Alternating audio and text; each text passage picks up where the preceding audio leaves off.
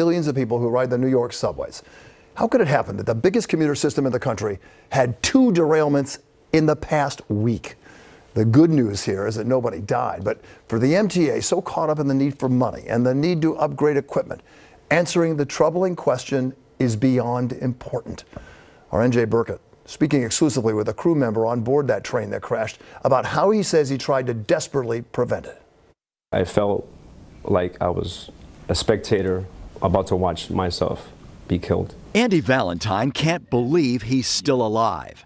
The 2 trains ended up wedged together and off the rails after colliding just outside the 96th Street subway station. A number 1 train on the right, packed with 1,000 riders, struck by the train on the left, which was empty, and being driven by a supervisor in the middle of the train. Valentine had been acting as a lookout on the lead car of that train, relaying what he sees back to the supervisor. But their signal turned red, and Valentine got on the radio. I said, slow me down, give me a stop. What did he do? He didn't slow me down, and he didn't stop. By now, the trains were leaving the station side by side like these. The passenger train had a green signal to cross directly in front of Valentine's train. And he's desperate because the supervisor isn't answering. I'm yelling now on the radio, stop the train, stop the train, stop the train. And you can't get the train to stop? If he doesn't adhere to my commands, my verbal commands, I'm helpless. The impact threw Valentine halfway through the car. Amid the dust and debris, he helped rescue passengers from the other train. 24 suffered minor injuries. No one was killed. I didn't leave that train until every passenger was off the train. I wanted to make sure everybody was okay. Valentine's train had been taken out of service prior to the crash after pranksters pulled multiple emergency brakes. It struck the passenger train as it was being moved to the rail yard on orders from transit supervisors. The NTSB is investigating management's decisions as well as the cause of the derailment. Transport Workers Union President Richard Davis questions that too. I could only assume that the message of service prevailed over the message of safety. And that's what management is supposed to be focused on, safety, not service. For the moment, Valentine isn't ready to get back to driving trains. Time will tell. The system needs good guys like you. My kids need their father.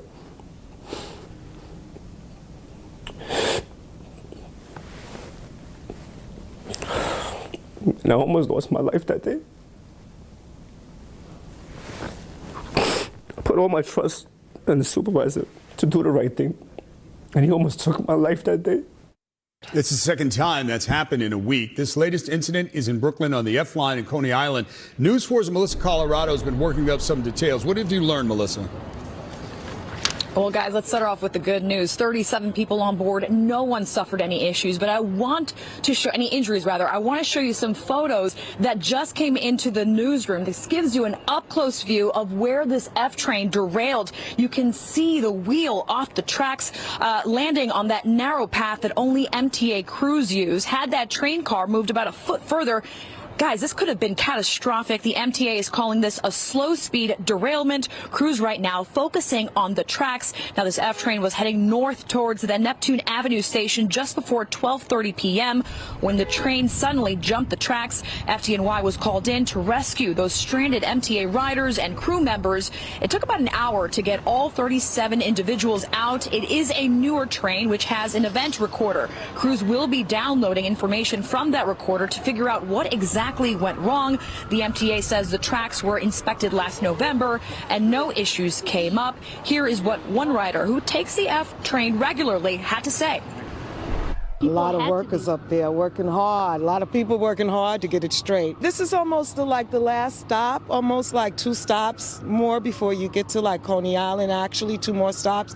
So there's really not like a lot of people. Thank God it wasn't the summer when the kids are on and, you know, families trying to get to Coney Island.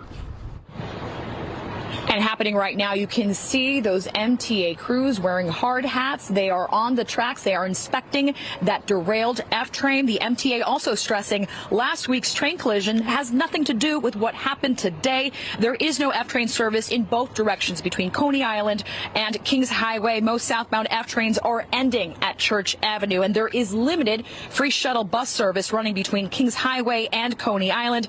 Your best bet right now, take the D, N, or Q train to hop back on the F line. But clearly a very scary incident. I also got a chance to speak to a construction worker who said he heard a large boom. Then he saw a piece of the track, a wooden piece of the track, fall to the ground. Obviously, he was scared for all the riders. Thankfully, no injuries to report. Guys, we'll send it back to you.